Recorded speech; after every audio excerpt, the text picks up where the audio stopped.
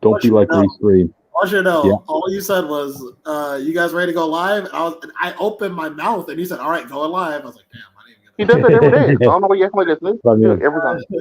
It's because this time I wanted to say something different. It's funny that we have Frankenstein so low on the list because that's the point. That's the point where we should open up with, "It's alive. We're alive." It should have been first. Cryptic. Yep. Come on, you should know better. No. I have so many things going on. Which, all right. Hey, you make the list. You had the opportunity to put it first. I just thought of that. It's not first because I have to go first. I got to leave. Yep. But anyway, so you guys want to get started now? Then. Yeah. Okay. Well. Okay, welcome to Comic Fanatic Live with the reviews of the week, audience. You're here with me, Cryptid Seeker 415. Yeah, I'm on all variant diet. Want to keep it that way.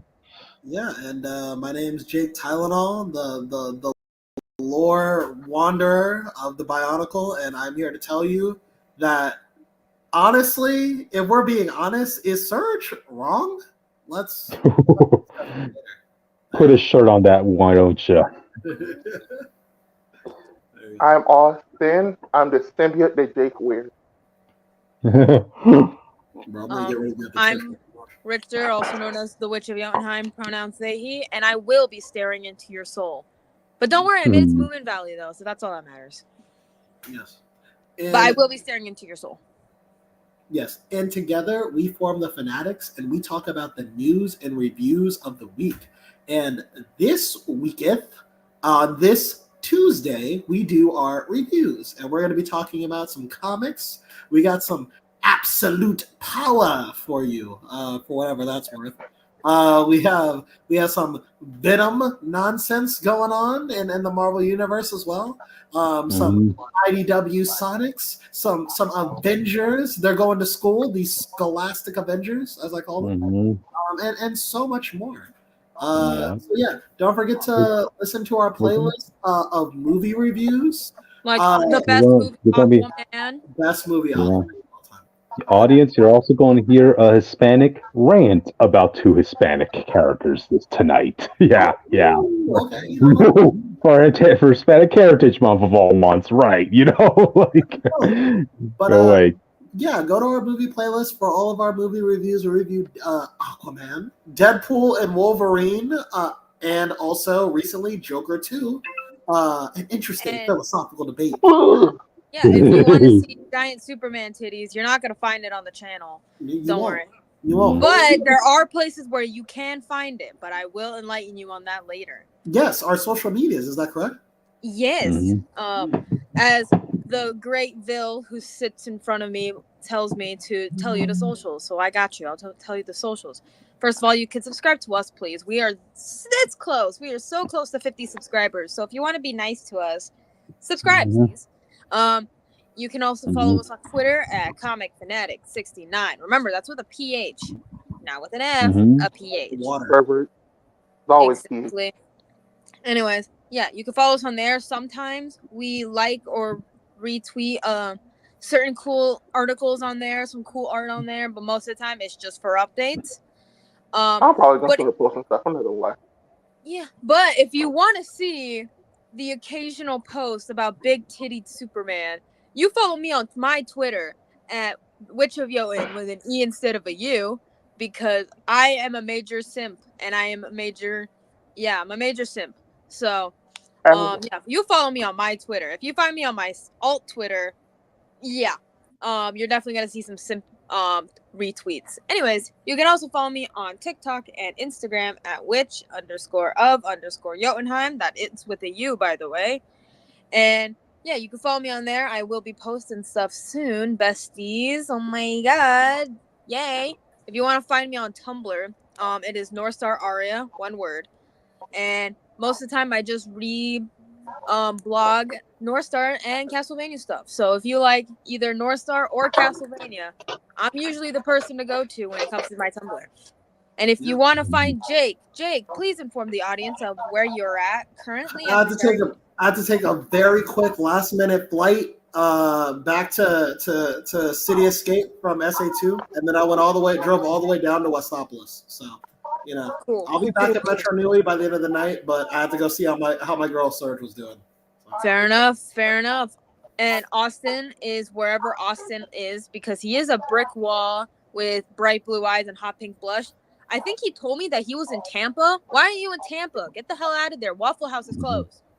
I know Waffle House is your favorite delicacy, but get the fuck out. Anyways. That's a true story, by the way. That's not real. That's not a joke. I do have to do like Waffle House. That's not true. Jesus Christ. Yeah, no, the Waffle House thing is actually real. Don't worry about it. We'll talk about that later. Anyways, if you want to find Cryptid's Cryptid. You know where he is. Mm-hmm. You know where he at. You know what he's doing. He's vibing. He hasn't moved from his spot. I literally plopped him down in one random spot, and he was like, "This is home," and I'm like, "Cool beans." So yeah. I like to think he just stand. You know the American Dad opening. I like to think he just like where Stan is. Oh my god, that was funny if you like edited the American Dad opening, but it's with Crypto's face. Hey, if you want to do something for the next 4th of July, why don't you, witch? Too lazy. Don't think about it. I have other things to work on. Gotcha. But alrighty, I guess now that we got that out of the way, you guys want to move on to the comics of the week? Yeah. Yes. All right.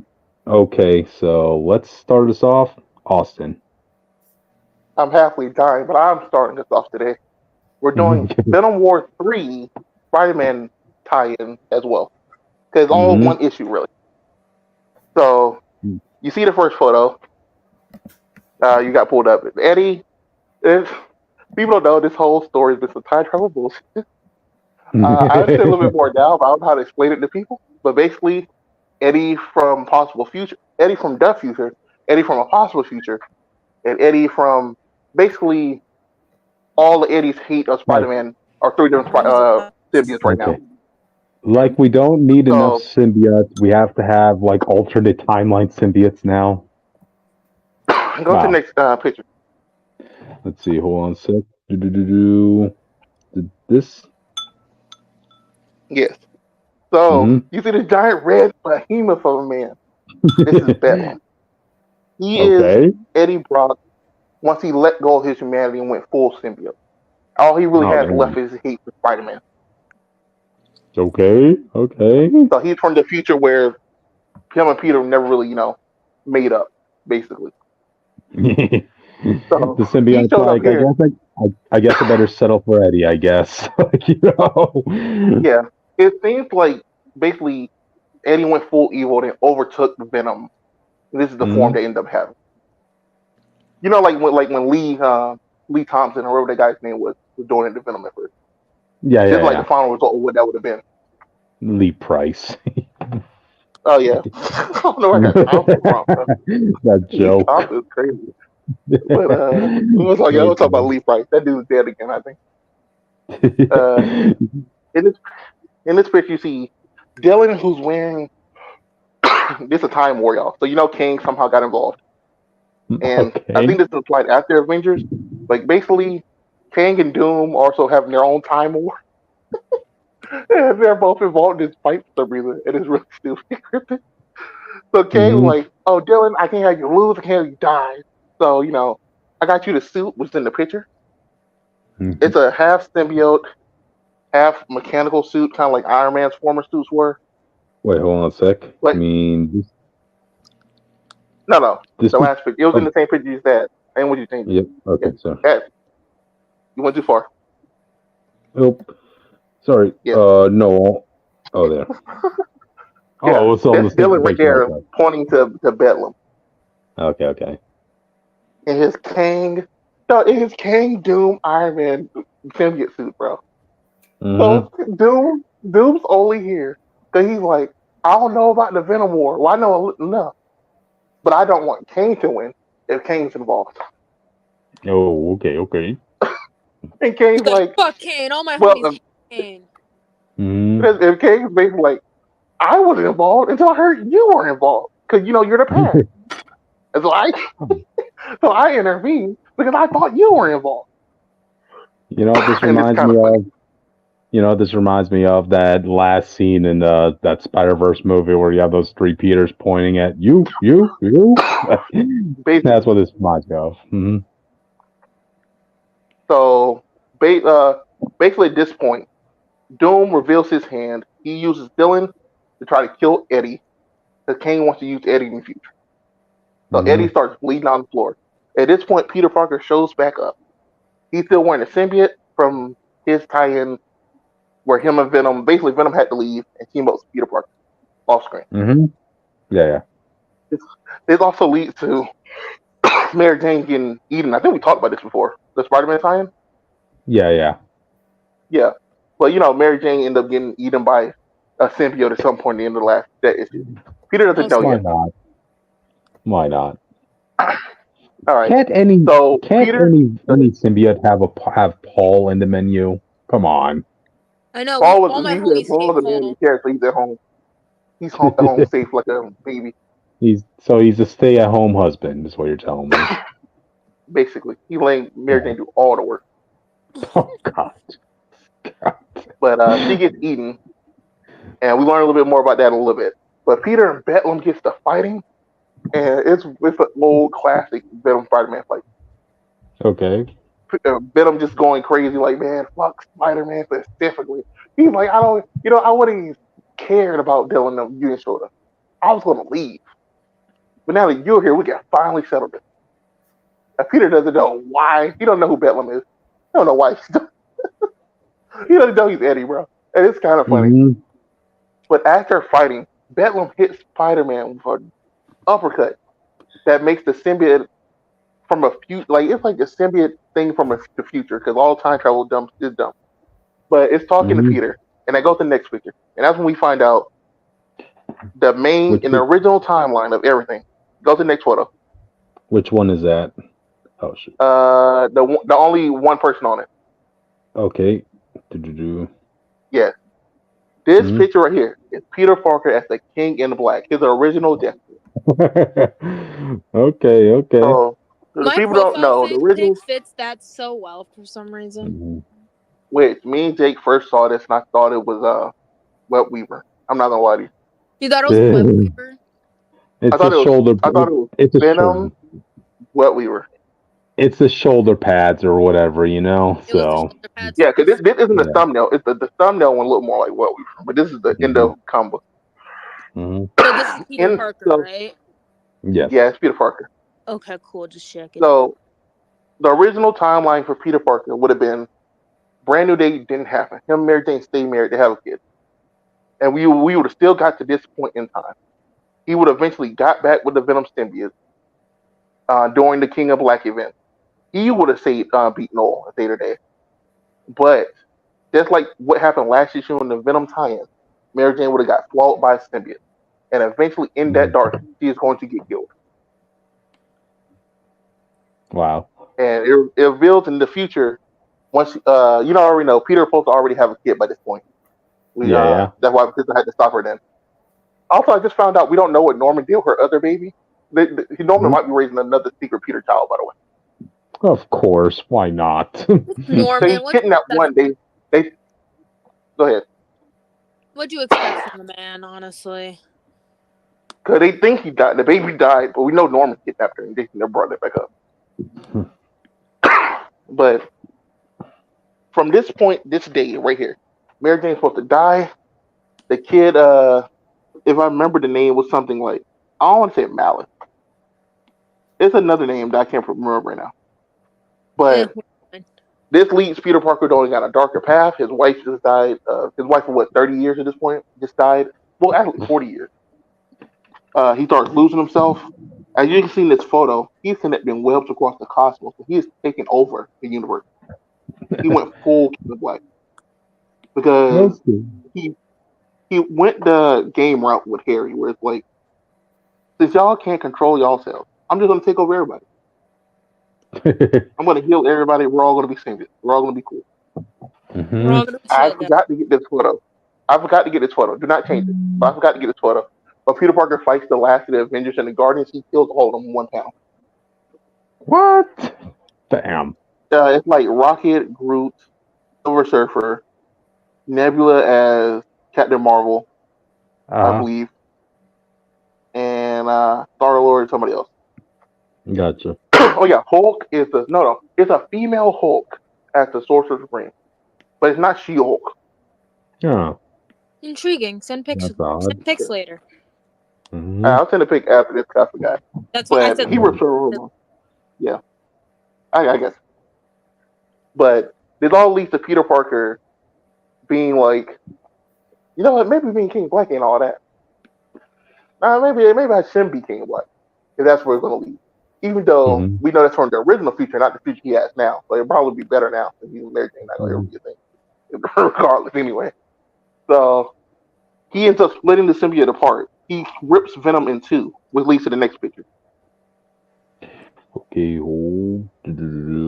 As I mentioned earlier, Dylan, being controlled by the Mhm. symbiote Doom suit that he has on, Mhm. ends up almost murdering Eddie. So he's crying over Eddie's body. And Peter splits the symbiote into two to give one to Dylan to turn him back into Codex, aka the Prince in Black, and give the main part of Venom back to Eddie, make him back to King in Black, and also heal him his body. Okay, I'll I give think them that. That was a nice twist. I liked it because it's only been a thing since Absolute Carnage, when Carnage was doing that weird shit. Yeah, yeah. But I brought it up because in that potential King in Black future, Peter still can be happy. That was supposed to be his original destiny, and he was going to end up murdering his daughter because after Mary Jane died, the daughter joined the Avengers to try to stop Peter from going too far, and she gets the symbiote suit of the one who killed Mary Jane. Whoa. So obviously Peter's like, bro, what? You took everything from me? You want to fight me now? And he murders it without even thinking. And it turns out being his daughter. And I was like, bro, Oh even y'all can't God. got one good future for this dude and his daughter? Maybe they have to die again? I thought Marvel decided to be merciful on Peter when it appeared that he was going to kill the children he had with Gwen Stacy, but to then a couple months later have him kill his daughter with his child with Mary Ugly. Jane.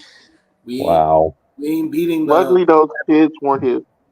we ain't Okay. beating For the real. Predator Peter allegations with this one, boys. Oh my God. You know, I really like the profile pic I picked for this because it perfectly matches a lot of our reactions to this story. Shook. Yep. Like, and I think it's a really nice little tie-in. I don't think this event's going to be good overall. 'Cause, like, anytime you do a whole lot of timey-wimey bullshit, it's not really a good event at the end of the day. Hey, But if you just I knew enjoy what. Venom stuff and the Venom lore, it's fine. Hey, I as don't far like as how I'm Dylan. Go ahead. Yeah, as far as I'm concerned, this event gets an A+ for me for bringing back Jimmy Hudson, man.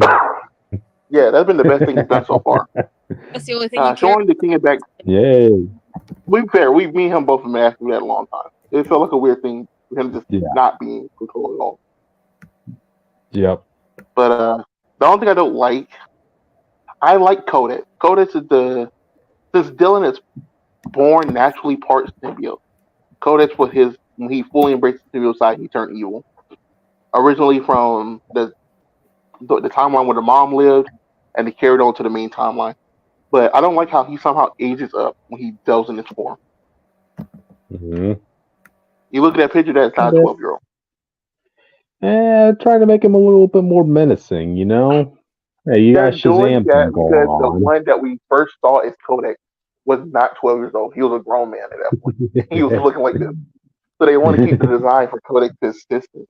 But Mhm. it's like, I can't put this Cool. kid next to Normie and his friends and Yeah. him. Aren't over there fighting if he looks like this. Okay? Hey, It looks weird.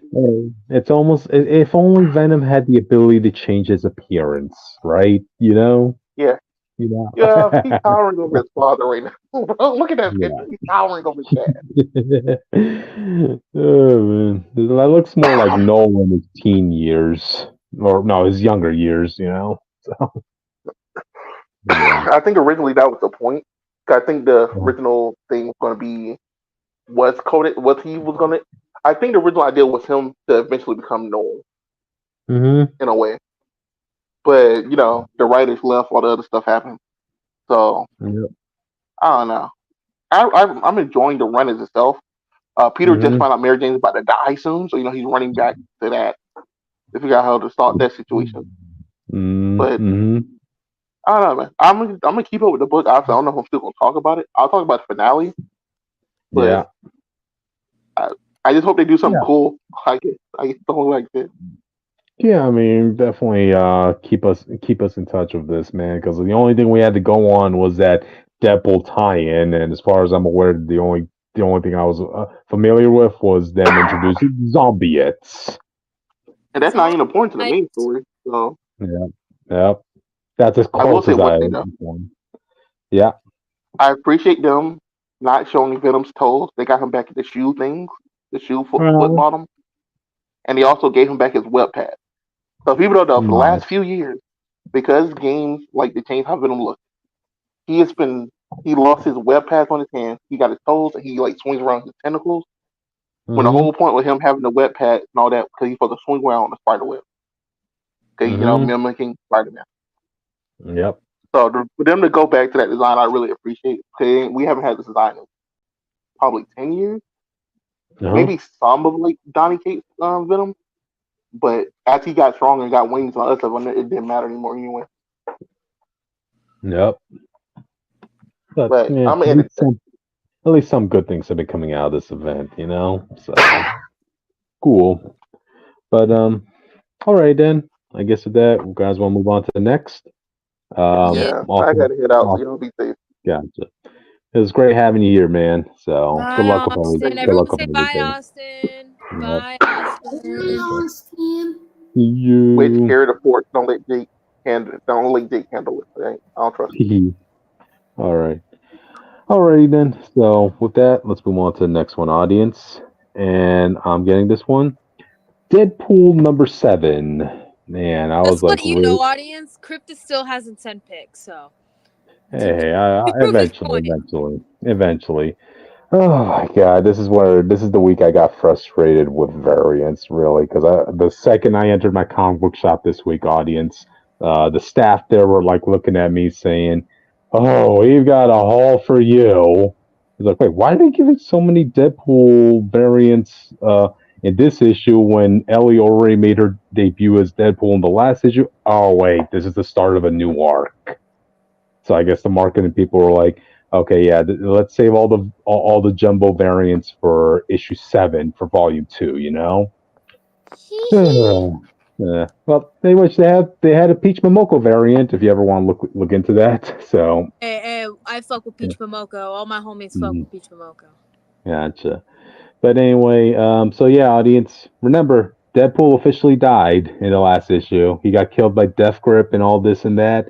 And this issue is just really stemming from the fallout of what happened, right? Now, look, I was hesitant when I heard the news of Ellie being Deadpool because, she was always supposed to represent, the innocence in Deadpool's life, the one thing he didn't mess up on, or at least the one good thing that came out of him, So, but then when she became Deadpool, I was like, ooh, you're kind of betraying that little glimpse of light in Deadpool's life if you want his daughter to mimic him.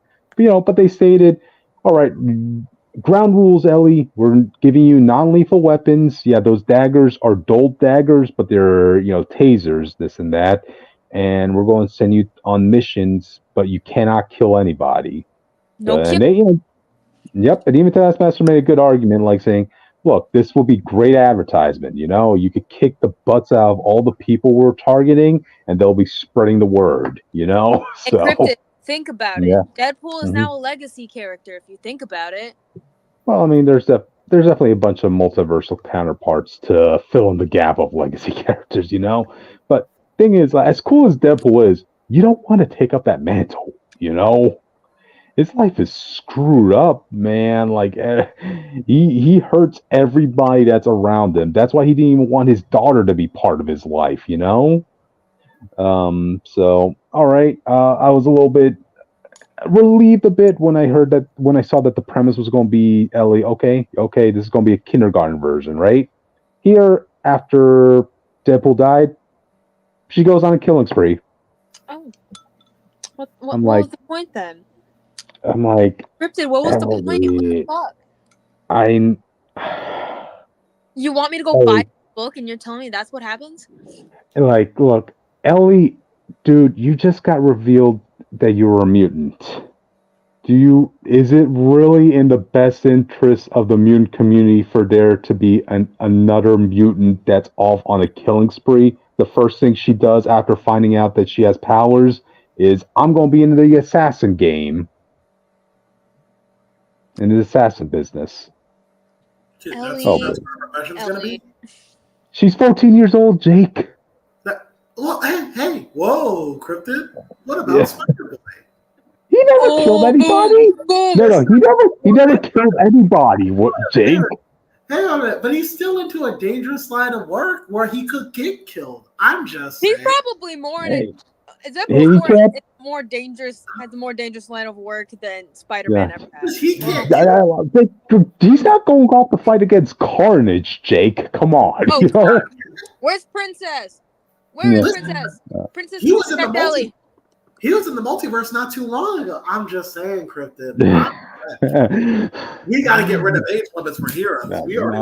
Nah. She's 14 and she's already starting to kill. But Spider Boy, he's still clean. He has a clean record, Jake. All right. I'm just saying. Name me somebody that Bailey has killed. Yet. Tell me. He's probably responsible for someone's death. You wait. No, boy. You want somebody to be his Flash Thompson, don't you? Right? Hey, Jake, aren't you the one who's saying that like Spider Boy works best when he's not mooching off of Spider-Man stuff? I'm saying if we're gonna have standards for heroes, for young heroes, we gotta go to Spider-Man. But keep in mind, I'm not just talking about young hero. I'm talking about mutant, Jake. She is representing your people, and now she's off killing people. Listen, Xavier represents my people, and he's terrible at it. So Gotcha. But anyway, like, y'all can deal with your drama later. I'm over here chilling with my giant friends and my fairy friends. It's great. Gotcha. But anyway, like, let me get to the actual issue. So, it opens up with her. She's fighting against all these armed guys out on the street, right? Firing everything from lasers to handguns. They're people from the streets. You don't know why she's fighting them. You think it's just because, like, she's trying to release some pent up anger after finally being able to get close to her dad, only for him to die. I mean, she even ignites a grenade. Takes a pin out and punches one of the guys in the chest and lets it blow up. Yeah. Brutality, Jake. Look what your mutant people are doing. So, all right. She loses her hand, but then Princess is there too, helping along with this too. And again, they're just kind of making light of just killing these guys too. Princess grabs one of the goons, throws them up the air, and apparently before she did that, Ellie released a grenade in the guy's pants, and now blood is showering over them. Oh, lovely. Yeah, Jake, does going on a mass killing spree really something the mutant people need on their minds at this point, man? Listen. I tried talking to him. All right, I did. Okay, but we are where we are. There's nothing I can really do. Okay. Cryptid, where is the you told me so? Where is that? I'll get that. I'll get to that. Which hold your horses, man. No, I'm not holding my horses. No horses are gonna be hold. Gotcha. You will hold that horse if it was Princess, wouldn't it? Wouldn't you, witch? Huh? Yeah, like Princess is cool. Gotcha. Okay, but anyway, they kind of return back, and they return back to Taskmaster. Apparently, she wasn't supposed to kill them. Those people will actually have helped them in their pursuit of Death Grip, or at least the way Taskmaster puts it, like, look, you want to get your revenge? All right, we're going to go whack this guy Death Grip. All right, but we need money to do that, and right now we're dirt poor, and we can't exactly collect money when you kill all our targets. So yeah, there's that, and there is a funny panel of the office space where Deadpool was killed at. Yeah, they decided to just leave his body there. Play. I'm like, one of their secretaries is like, you do realize leaving a dead corpse here violates, some health standards in the workplace. Okay, that was funny. But they're like, okay, yeah, we're bringing him back definitely. So we just kind of want to keep his corpse there. Taskmaster just really he's all business, man. He's not here to be Ellie's parent in this. He's trying to keep her eye on the game. That So technically means he's parenting her if you really think about it. I guess hey, he trusts her enough to wear his logo on her jacket. Hey, you wear the logo, you better not be making me look bad, Ellie. All right, so So yeah, next they get an assignment to go after this place called Chemocorp. Yeah, another gig for them. I guess Ellie's supposed to go in there to steal some stuff, whatever. She goes in. She goes in with Princess, right in the front door, right in front of the security guard. And the security guard looks like just some regular average Joe. His name is Todd. It's like saying, ma'am, look, we're not open right now. We're open on Mondays. Sorry, you're gonna have to leave. What do those two do? They kick his ass. They throw him through a wall. Oh. An average Joe, Jake. Wow. You can't help him. All right. Hey, a guy working a 9-to-5 shift. Come on, You know what? Maybe you should have worked a 9 to 4. Maybe that last hour was. Yeah. How dare this guy want to earn money and a decent living, right? Not in the beauty economy. He won't. Yeah, but it turns out he's a clone. Yeah, apparently. Yeah. Oh wait, but I'm thinking how did Ellie know that? It's not about if she knew. It's about. Oh my god! Yeah, right. This will be. If I was in the writing room, I would be telling this is where Deadpool's heart will kind of be breaking. I know the writer, Cody Ziegler, is probably gonna want to make a joke later on when Deadpool does come back, and it's saying that's my girl. But for me, I would see Deadpool as heartbroken that Ellie's going through this path now. I don't.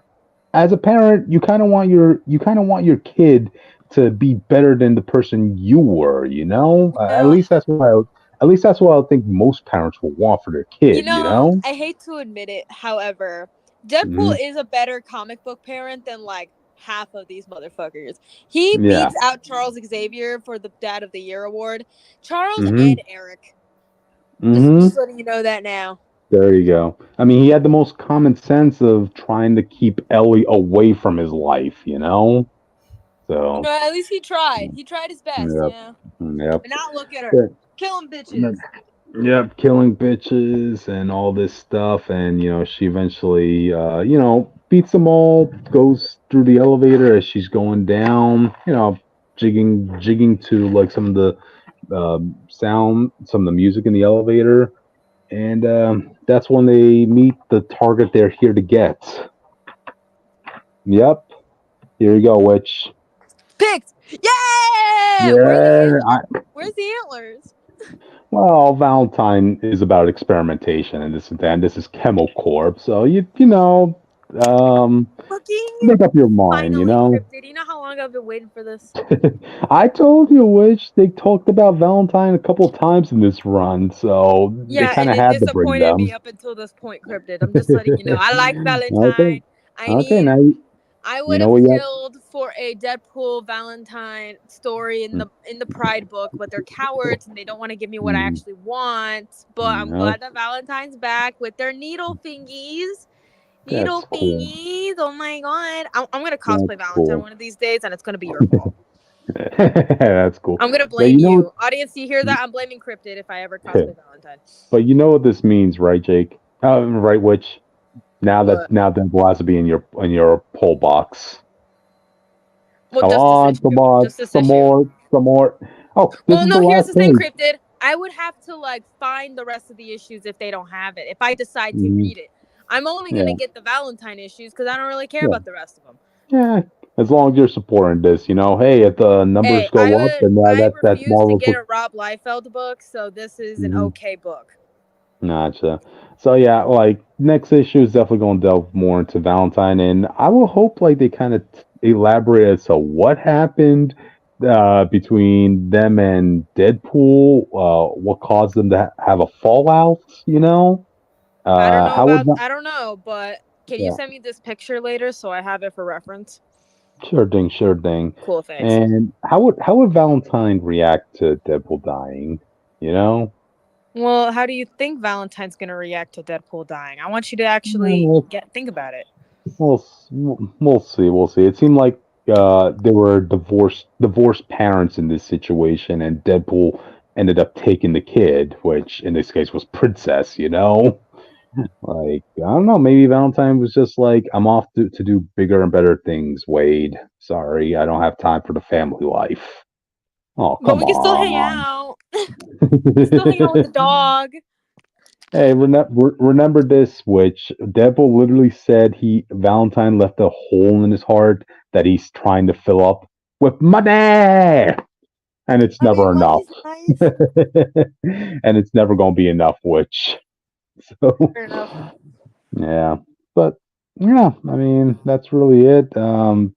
Ellie, you're kind of just letting me down a lot now, so. She's still new. She's still new to the game. Just give her Mm-hmm. some time. Just give her time. Weren't we Mhm. all a little on the wrong path at her age? I think. Hey, did any of us take a life at her age? Well, I'm are not saying all any of of us the us. child of Deadpool? I'm not saying any of us, but there were probably some wayward teens that. Hey, all I know is like, hey, if a kid had, the last person Marvel elaborated that killed somebody at a young age was Frank Castle. Yeah, But we like yeah, Frank. that We retcon. welcome him to the table, though. Gotcha. But anyway, yeah, that's pretty much it for this issue. So looking forward to the next. Just for Valentine, not for Ellie, really. So, all right, move on to the next. Jake, this is you, man. um, does it have to be? It's the finale.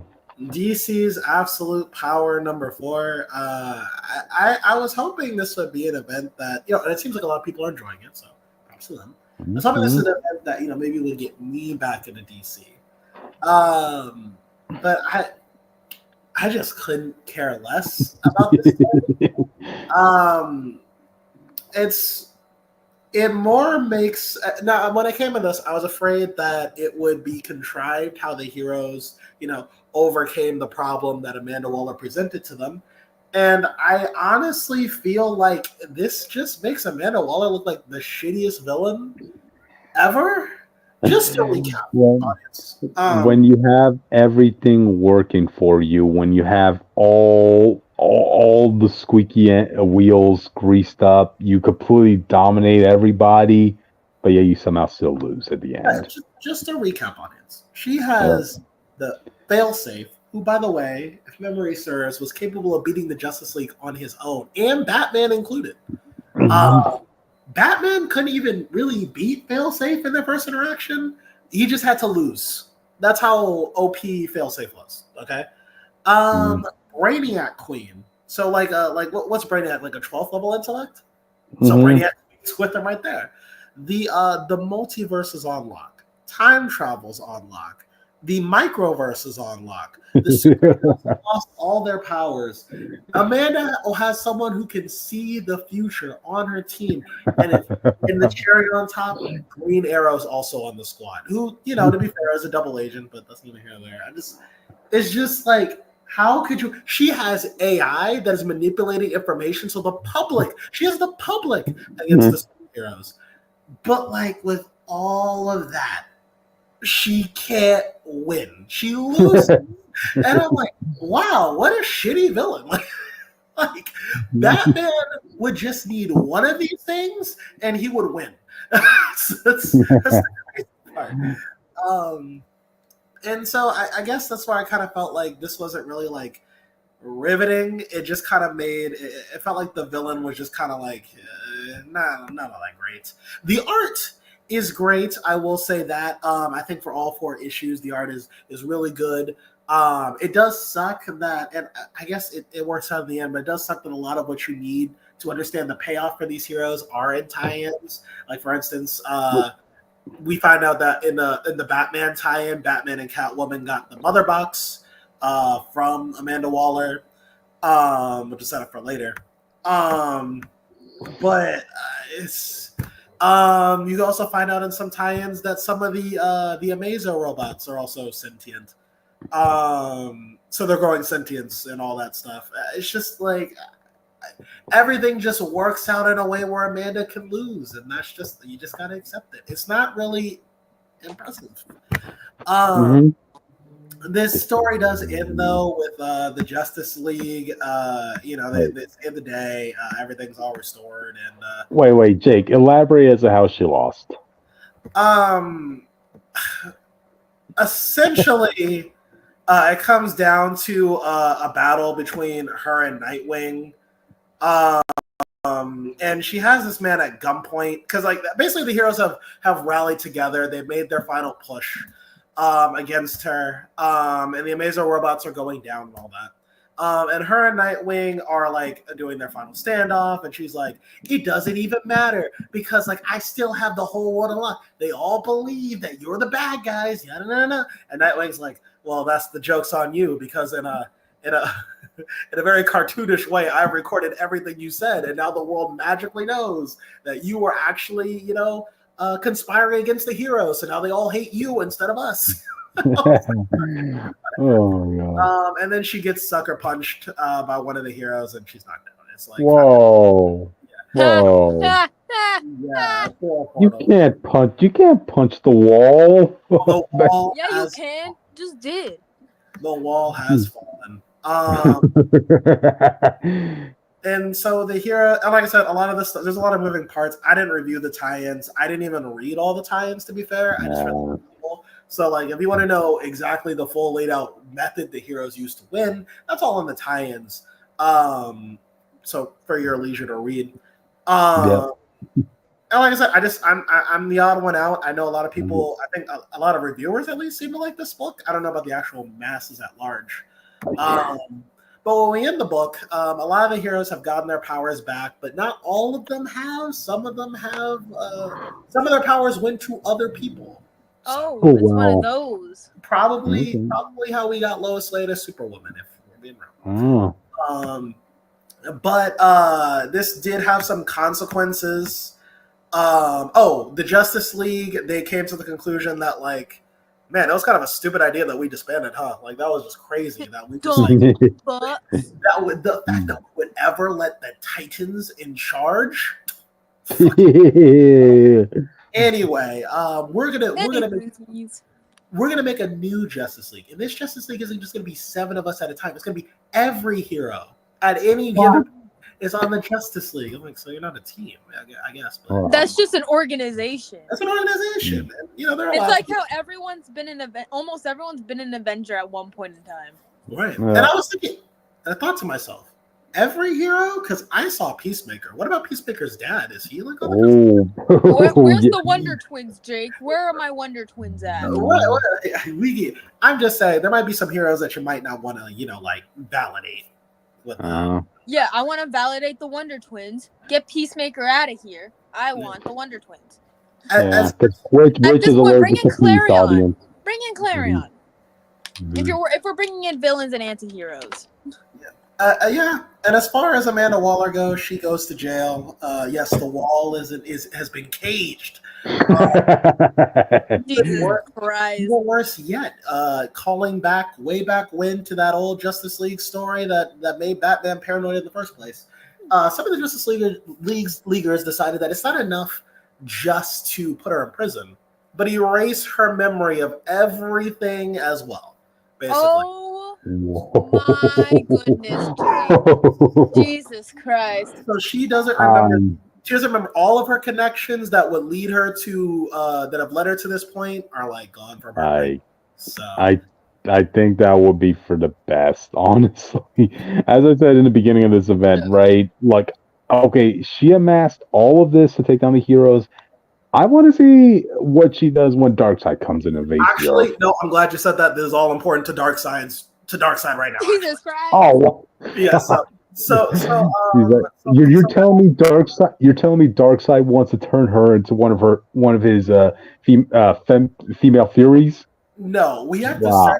segue to the new DC All In initiative that came out. Basically, what happened was, this mortal woman walled off the Prime Earth from the multiverse, basically cut off the Darkseid from that universe. And Darkseid, who exists in all universes, he went over, like, he's doing his usual rounds, and he looks over, he's like, what the fuck? so he tries to go to the main Earth, and he just can't get there. And he's like, oh, well, this is weird. And so this leads to him going on a war rampage. And I mean, he fights his own men. He fights demons, and the angels come in to save the demons, but the angels get their ass whooped too. And so, and so basically, then he fights the Spectre, and he beats the Spectre's ass, and then beats the Spectre. What the Spectre do to you? Well, he wanted to know his role in the multiverse because he feels this emptiness, and so Darkseid apparently never knew. I feel like he did, but whatever. He never knew that his role in the multiverse is just to be the answer to life. So as life is born in the multiverse, he destroys it, and Darkseid, he doesn't really like that. He's like, well, I'm supposed to be the god of everything. I can't be a part of some other god's plan. That's dumb. And so while the heroes are just like not paying attention, he makes his own timeline, basically. A timeline where Darkseid is law. And that is the new universe that we have coming out with the Absolute Universe, basically. Wow. What a cheap way to squeeze that in out of nowhere, man. Well, like, wow. Yeah, it's an idea, and I'm actually okay with this because guess what? Booster Gold may be the only one who could save this universe. Oh, okay. So the Justice League basically find out because basically they find out about Darkseid, his whole scheme. They're like, okay, well, let's figure out what he's doing. And basically, the Darkseid's goal is pretty simple. He wants to have this universe to himself, just a universe where the heroes aren't like kicking his ass every time. So he can amass his power, and then when he becomes his final form, he's going to just kill the main heroes. All because Amanda Waller wanted to wall off the multiverse, by the way. And so, so the heroes want to send Booster Gold to that timeline on a recon mission, essentially. Yeah. Figure out what's going on. What's that universe about? What's good over there? And as long as he had Skeets near him, it's all set. It's all good because Skeets can bring him back at any time. Well, he lost, so now we're stuck here. So Booster Gold may be the linchpin in saving this doomed universe where hope has to shine brightest for its but yeah, that is how these events tie in together. I'm more interested in Absolute Power. I mean, in the Absolute Universe than I am Absolute Power. I think it's a solid. I think that was more interesting. I like that as a solid premise. I do hope Amanda. Well, I guess she has more memories, but I do hope Amanda Waller does have to reconcile with the fact that she basically might have doomed the planet with what she did. Oh wow! Are you saying we're going to have to build the wall back up eventually, man? Yeah, maybe. And we're going to have to pay for it apparently because of Darkseid.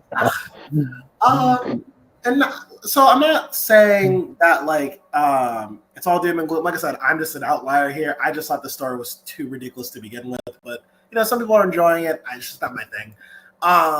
But I am interested. I am interested in at least Absolute Wonder Woman. So I might be reviewing that one because that actually looks interesting to me.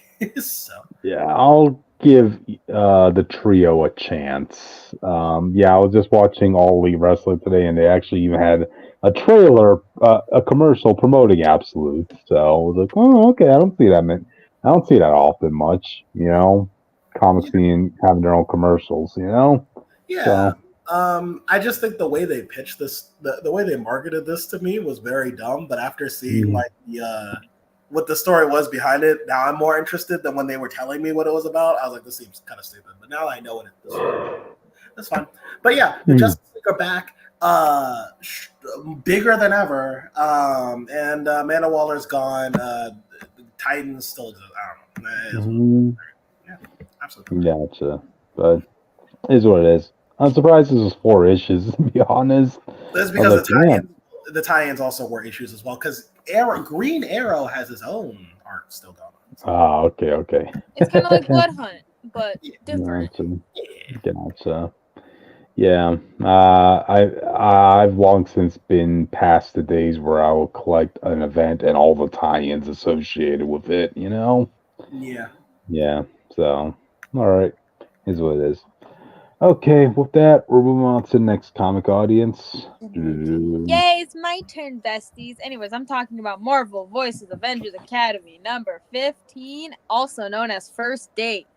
So, I just want to preface before I start this. After I read this issue, like not even fully read this issue, I went to our Discord because we have a Discord just for the 4 of us, and sometimes Philly whenever he decides to come back.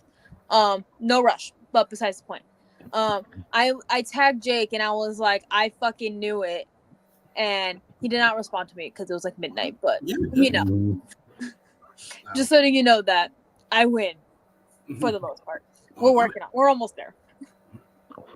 Anyways, we start off in New York City. You know, I did not do that. I did not do Laszlo justice, but it's Marvel Comics.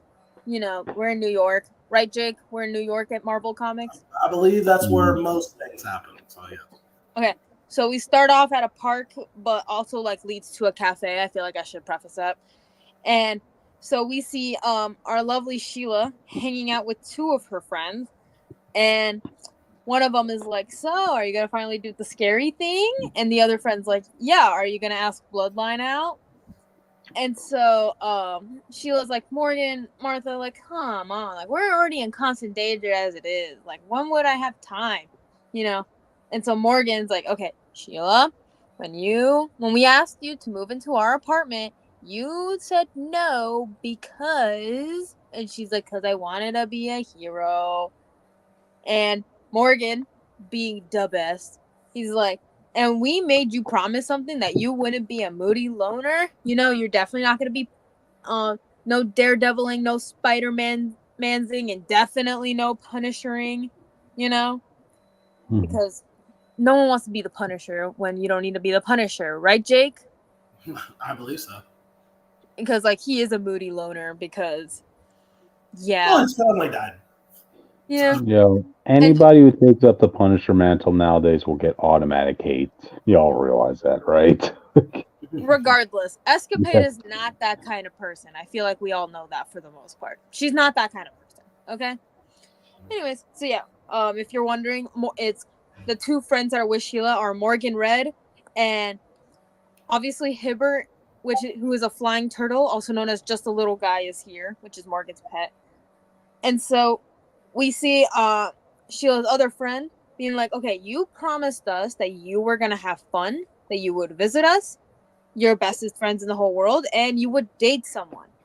And Sheila's like, yeah, I'm sorry, gang. And Martha, like, I'm sorry about that. And so, like, Morgan, I love you, but don't worry. They're going to bring more tomatoes for Hibbert. Don't worry about it. Anyways, so...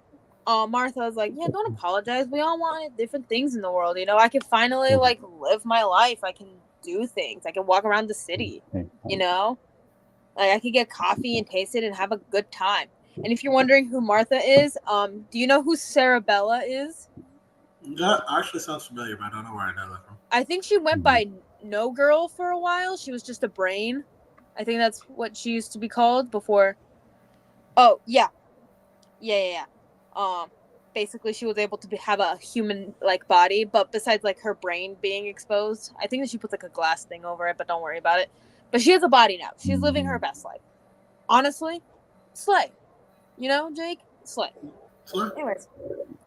So Martha's like, okay, sometimes our lives go different ways for a bit, but that doesn't mean we don't love you anymore, any less, you know. And so Morgan's like, okay, but like back to the matter at hand.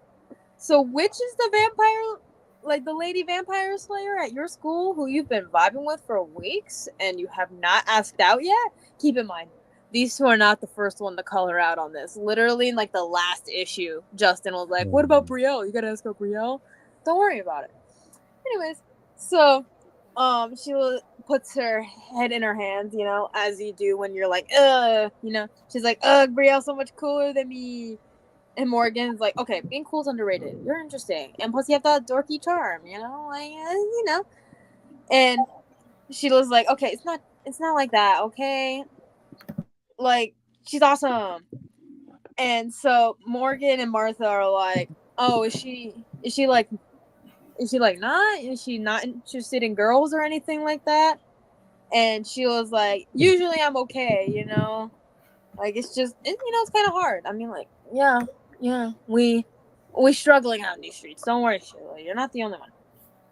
Anyway, so Morgan is like, well, there's only one way to find out, you know? Like my whole life, I've never known anyone braver than you, so you better take that chance, escapade, I swear to God.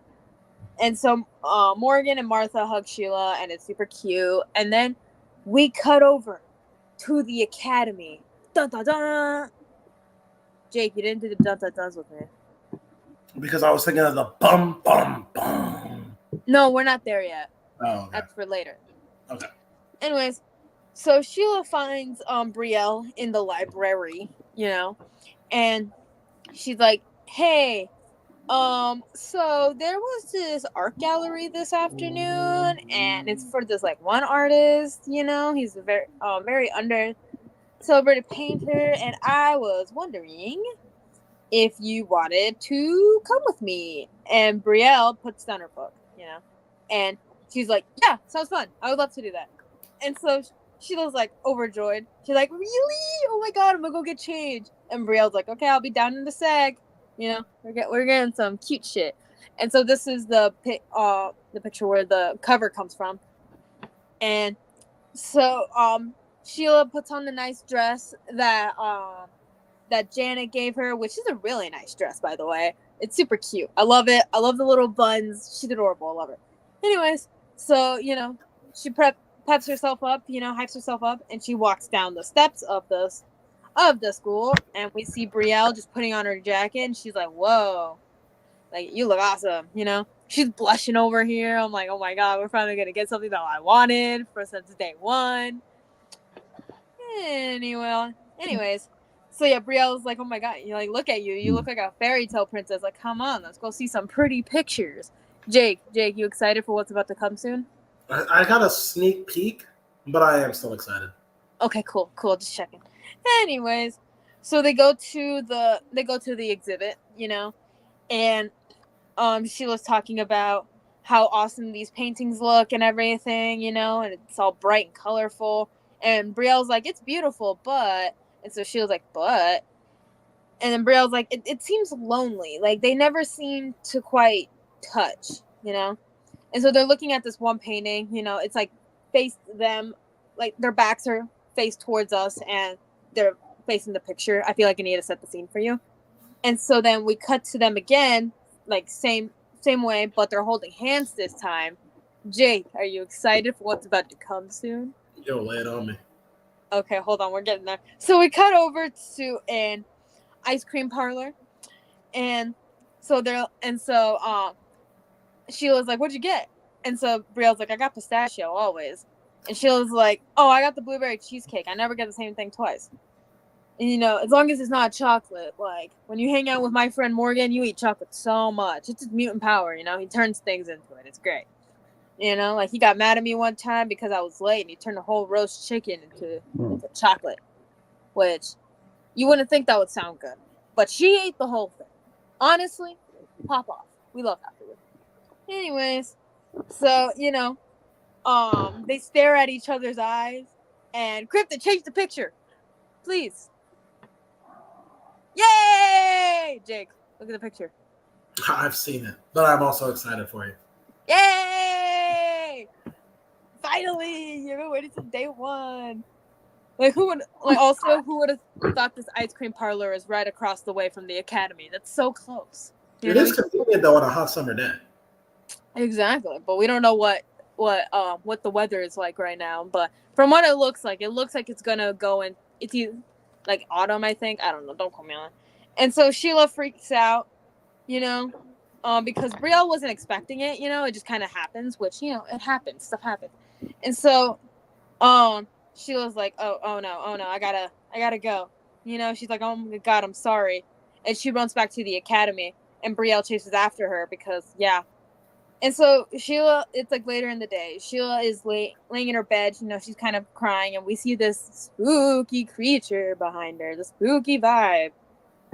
And so she's like, "Is like someone there?" Like, and valid because like the vibes are off. The vibes are all the way the fuck off. Jake. And she's like, "Don't be silly, Sheila. It's probably just the wind. You're alone.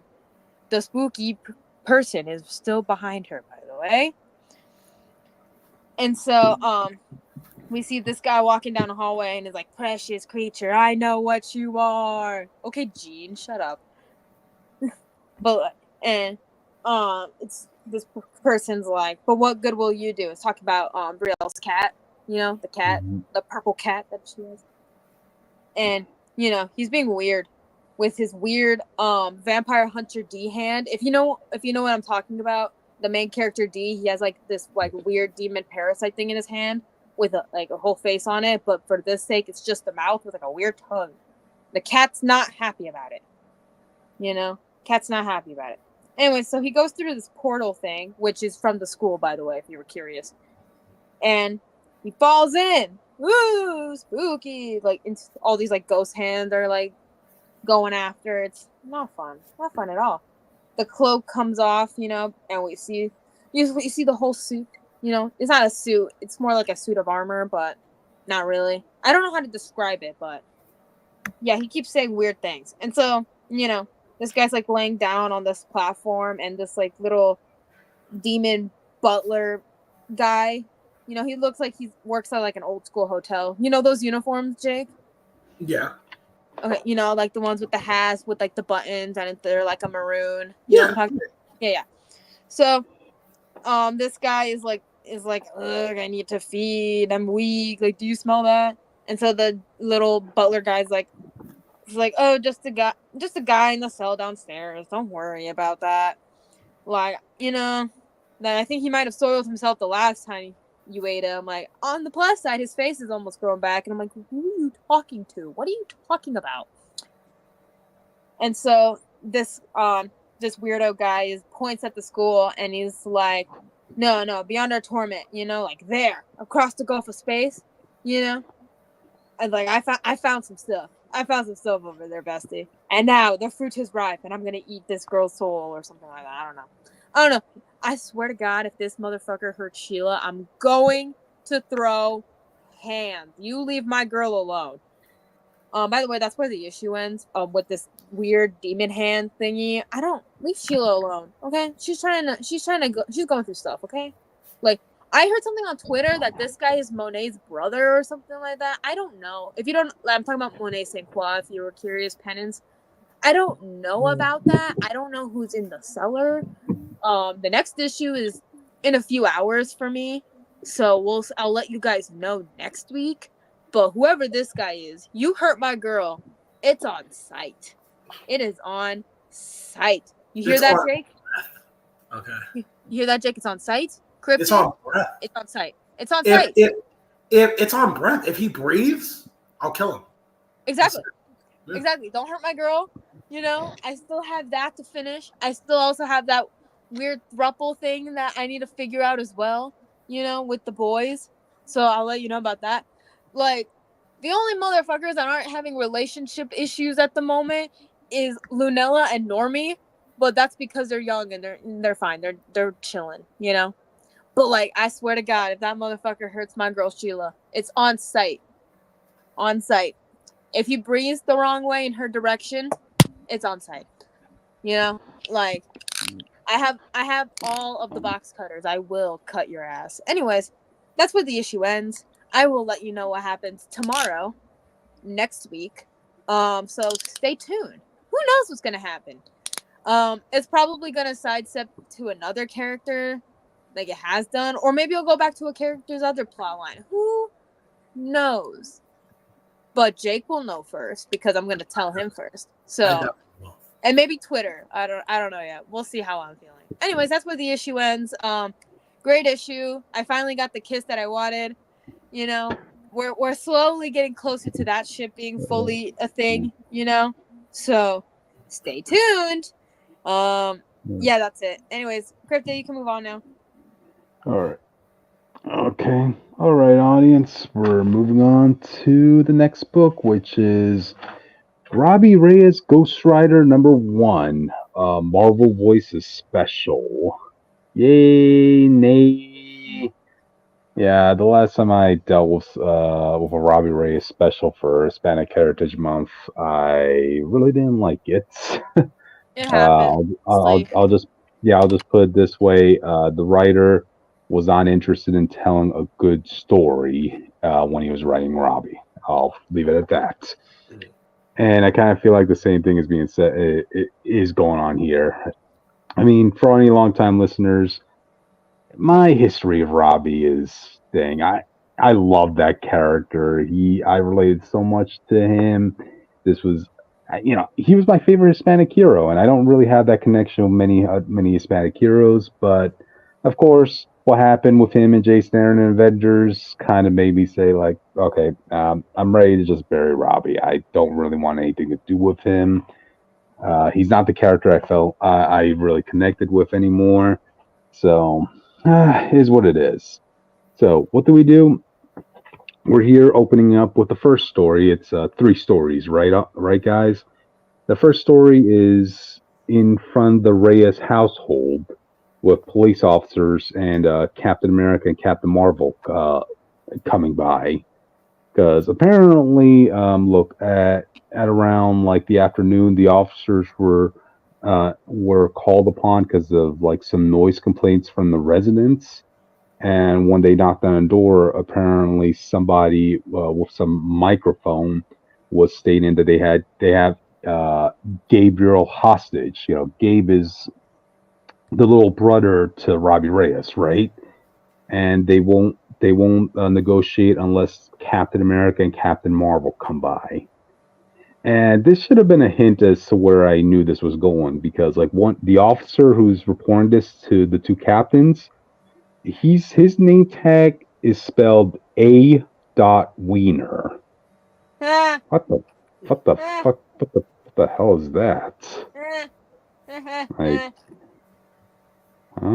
Like apparently he even mentions, he just lost the bet, but I'm like, no, dude. When it comes to a hostage situation, no, you throw that away, man. What the fuck is that about?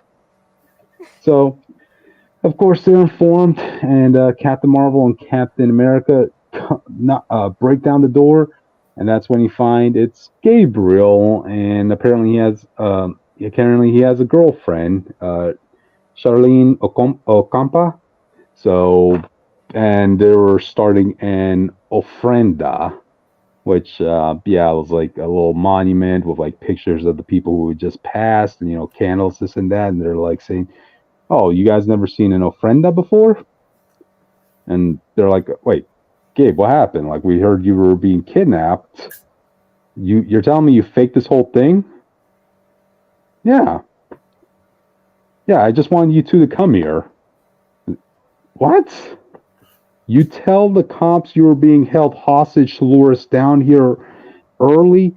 That's a serious offense, Gabe. And this is the cringy part right here.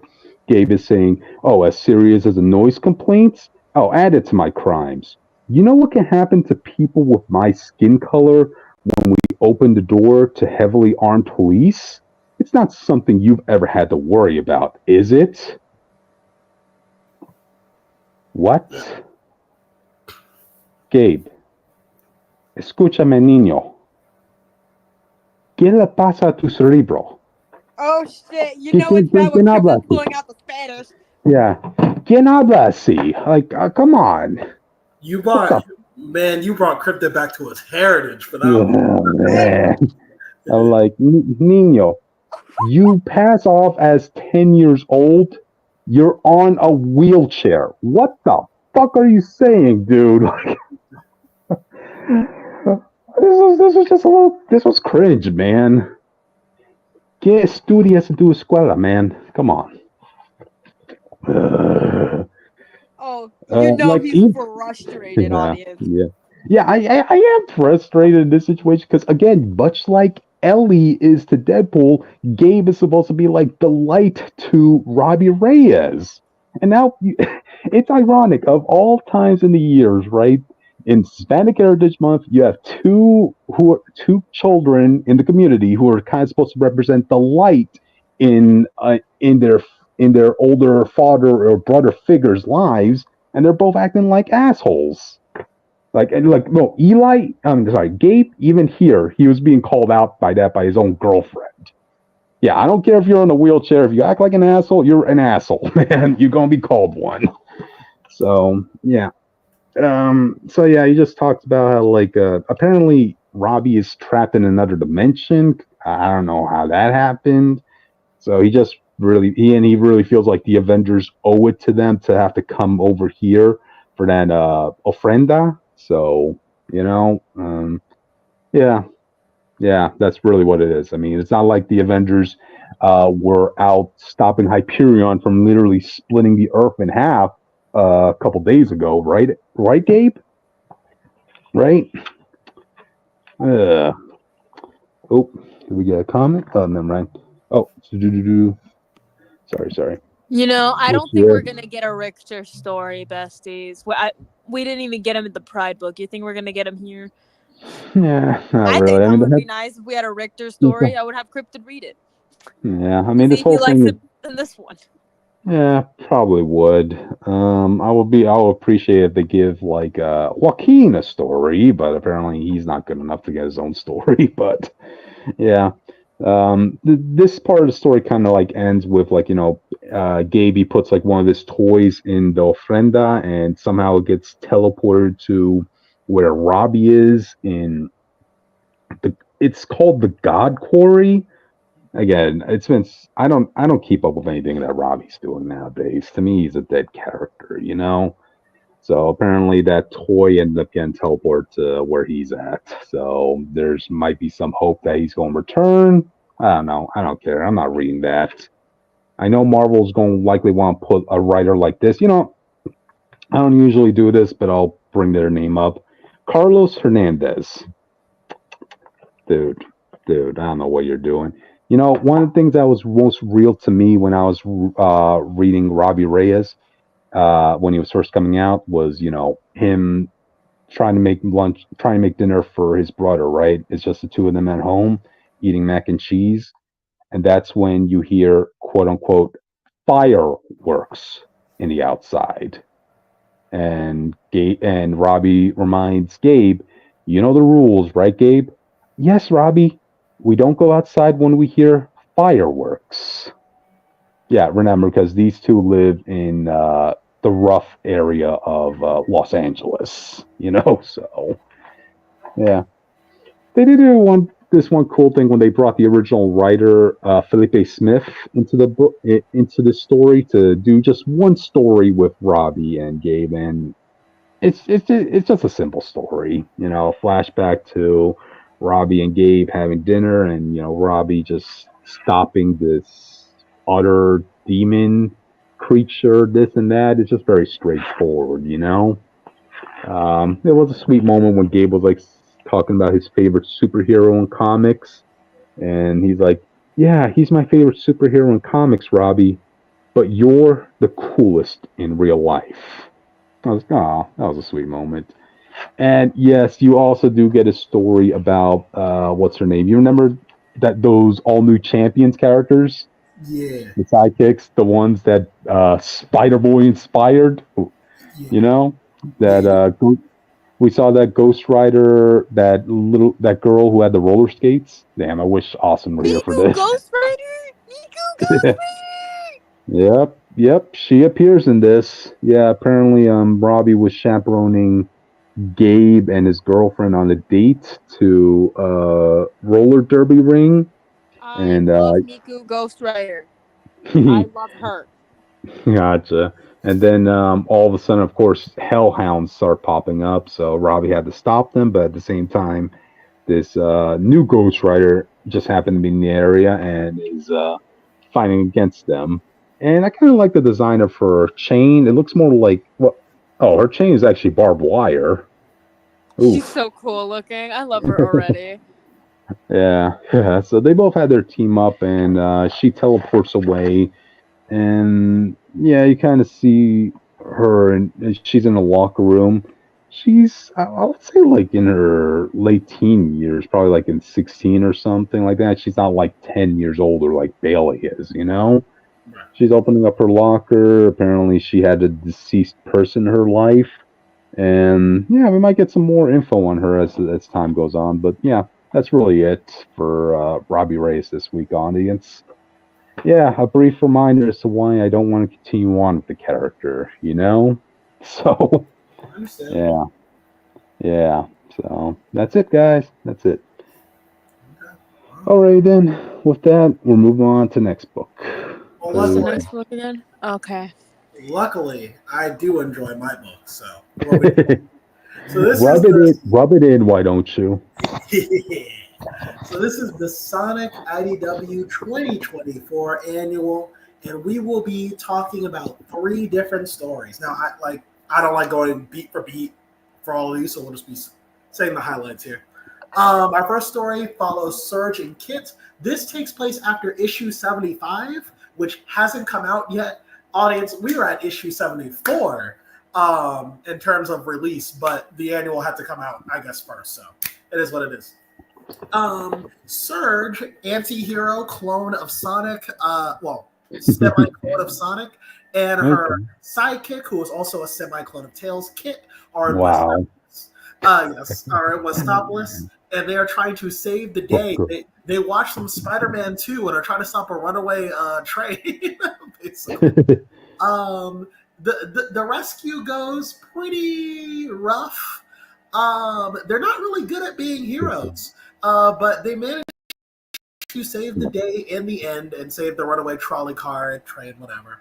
And but not without breaking a few of the innocent bystanders' bones on accident, essentially. So, and the bystanders, I like them here because they're like you. She was like, I saved you. You're welcome. And she's like, you nearly killed us. What are you talking about?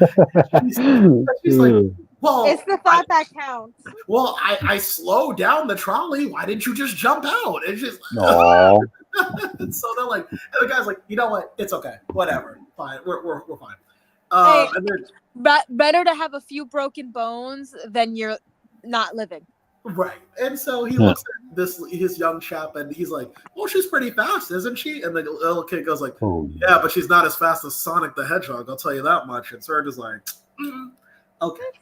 What I like about this is that this helps Surge come to a realization. Before, she thought everyone was trash, everyone sucked, and everything was bad about this world. Because when she was made by Starline, who basically embedded in her the problem with the Sonic cycle. The Sonic cycle is such: Eggman starts a problem, Sonic saves the day, and then Sonic lets Eggman go, and then Eggman starts the whole thing over again. And Surge hates Sonic and Eggman for that. But what she doesn't hate anymore is the people. She used to hate people for glorifying Sonic and all that. But then she realized something today. People are trash. They're weak. What is it? They can't defend themselves. Of course they just accept this is the way things are. They don't have they need a better form of hero. And she's going to give it to them, basically. So her plan is that she's going to go out in the world. She's going to be the best hero that she can be. She's going to stick it to Sonic. And if she sees Sonic and accidentally kills him along the way, well, so be it. And also, on her way, she's going to also kill Eggman in the meantime. What I like about this, though, is that there's also a darker motive here for Kit, who is obsessively loyal to Surge. Like, he always wants her approval. And so Kit's thinking, he's like, listen, Surge wants the approval of the people. I think she's serious about this hero business. But if she wants to be a hero, there must always be a villain. So I have to keep Eggman alive, even if Surge doesn't want him alive. And I need to make sure to cause incidents along the way, so Surge always looks like the hero in the end, basically. So Kit is becoming a villain in the shadows to make sure that Surge always can play the hero, essentially. Without telling Surge about this. Surge doesn't know this is what he's thinking, but Kit's like, yeah, I'm on board with this plan.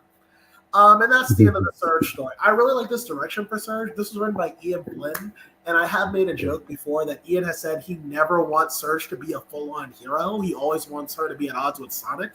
And I think this is a great way of keeping her in that spot where she's always in opposition to Sonic, but she can also still maintain her growth from what it seems like we're getting in the arc that's going on right now. So I thought that was a brilliant display from Ian Flynn, talented writer. I always support you, Ian. Our next book is the Knuckles book, which would be a lot more similar to explain. And Crypto, you could cut to it at the time. Yeah, so this story basically deals with Knuckles the Echidna reflecting on his life. For those who know the basic story of Knuckles, not from the movies, Knuckles is the guardian of the Master Emerald. He lives on Angel Island, but he must always live alone. Angel Island is isolated from everyone, which means while his friends who are like Sonic and them, who love adventuring around the world while they go on adventures, Knuckles has to stay behind a lot of the time because the fate of the world is all on his shoulders. And he reflects on the idea of a world where he didn't have that responsibility. What if he could just be reckless and do whatever he wants? And he realizes that he would have no purpose and that things would kind of suck for him. Like he would just be aimless. And so he's glad about the life that he has, and he's even more appreciative that it gave him the friends he's had along the way. Even if he doesn't see them. The real gift is the friends we made along the way. Exactly. Aww. But Sonic and Knuckles, they've had a history, but they're brothers now. And so Sonic stops by coincidentally on Angel Island, and he teases Knuckles because Knuckles is talking to himself. He's like, you really do think highly of our friendship. And Knuckles is like, no, shut up. And so Sonic reveals that with his friends that they decided to go give Knuckles a visit because they know how lonely he gets here sometimes. So they figure they're going to make it a tradition to start visiting him every now and then and see how he's doing. And so, unlike my friends. You guys ever check up on me? I'm just kidding. I'm kidding. Audience, I'm kidding. And so they sit down next to the Master Emerald, enjoy the night sky, and they just start telling him about some adventures they've been going on. Well, without him, just to make him feel more included, and that's how that story ends. Applebee's a really touching story. I remember talking to Austin about this. I felt the IDW comics could do great for expanding on characters and themes from the games that don't really get a lot of time to be focused on. And I really do like how Sonic, Tails, Amy, and Knuckles, they're like a solid unit. They're best friends at this point. They have each other's backs no matter what. And I like that it's Sonic's idea, not Amy's, which it could have been. But I like that it's Sonic's idea to check in on Knuckles. He does care about him, even though he likes to poke fun at him. He does want to make sure that he's okay. Because if you're friends with someone, you're obviously going to poke fun at them, but you still care about them. Yeah. And so I like this. It shows a lot of growth since the days when they first met, when Sonic could have said just one word and it could have been a fight between them. Now they can banter with each other and be friends and talk and shoot the shit. So I thought that was really cool. Our last issue, it talks about the tale of Mimic. Mimic the octopus, I think. Who is also the last picture I gave you as well. There we go. Mimic is he was invented for the IDW universe like Surge. He is a shapeshifter that impersonates people and then gets what he needs out of them and goes away. And he hasn't really had much character development, which I never asked for. He's just what it is. But this annual wants to expand on him. He's basically Whisper's arch nemesis, Whisper the Wolf. And when we first met Whisper, Whisper hated this man because this guy was responsible for killing her entire team back during the war with Eggman and Sonic Forces. And so now we're seeing from Mimic's perspective why he did that. This is the most emotionally complicated out of the group. This I actually found this kind of bold, what they did with it. Will it reach everybody? I'm not entirely sure. Essentially, Mimic's backstory and such is that he was a trickster, and he never really felt like he fit in. But everyone never really liked him for the real him. And then he ran into Whisper, and Whisper offered him a chance to be on the Diamond Cutters team. Mimic, just wanting to belong to a group, decided that he wants to that he will be a part of the Diamond Cutters. And he's come to rely on this team through missions, through thick and thin. And they were a pretty solid team. They're really the perfect team of soldiers together.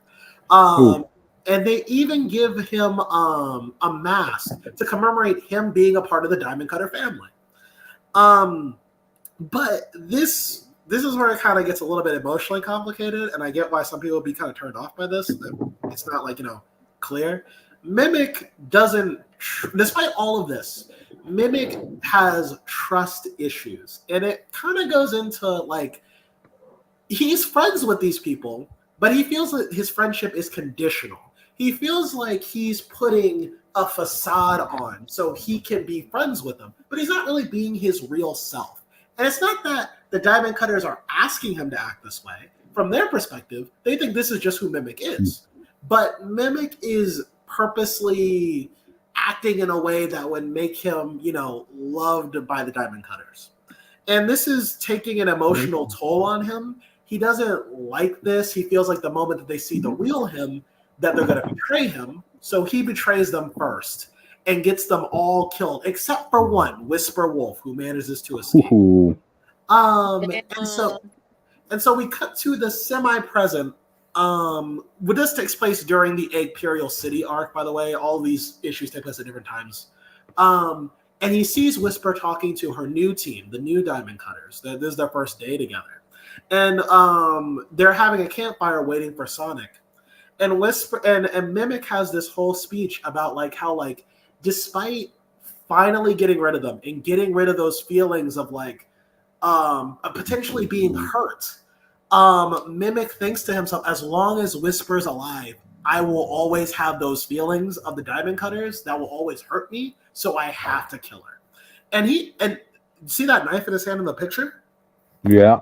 He actually tries. They show the panel. He's about to stab Whisper in the top of her head. Wow. Oh my God. Yeah.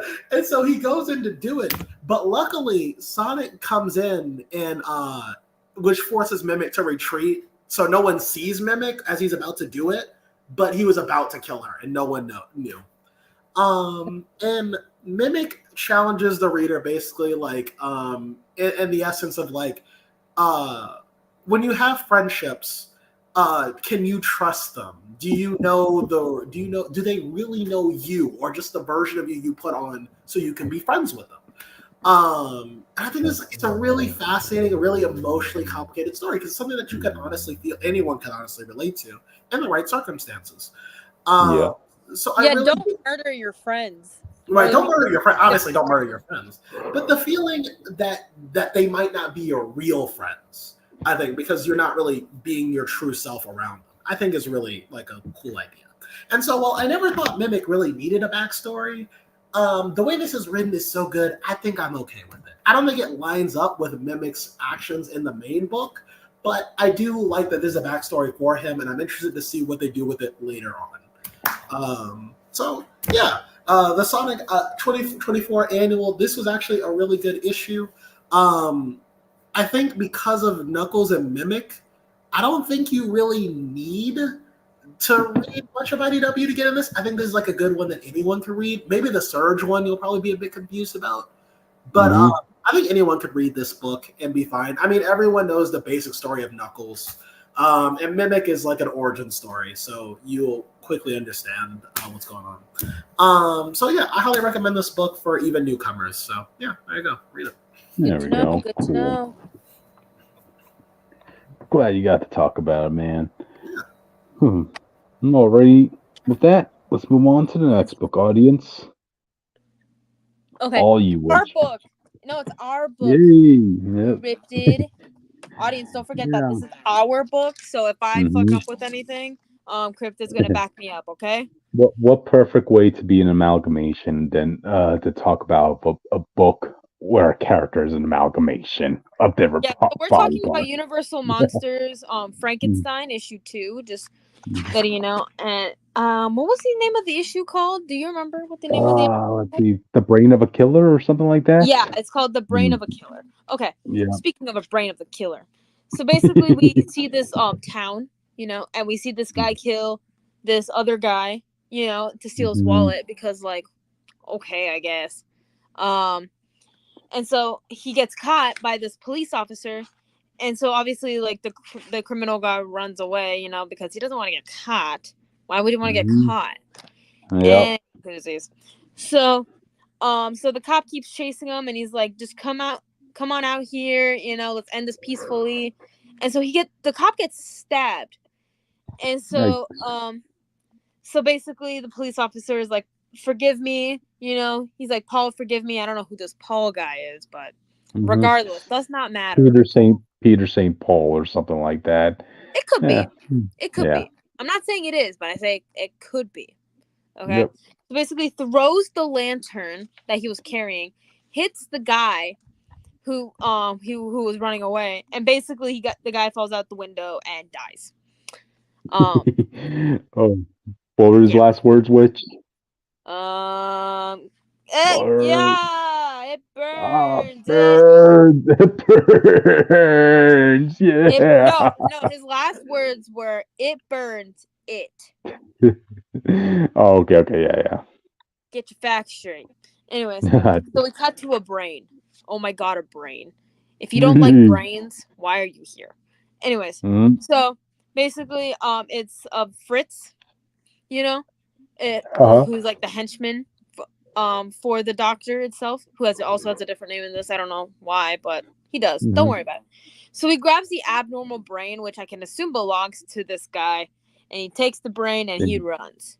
He doesn't really run, They, but you get what I'm talking about. yeah, And he because brings he ends up breaking the one he was supposed to get. Like I think there was like one scene in that moment where you see a broken glass jar on the floor, right? with a brain Yeah. on the floor, yes.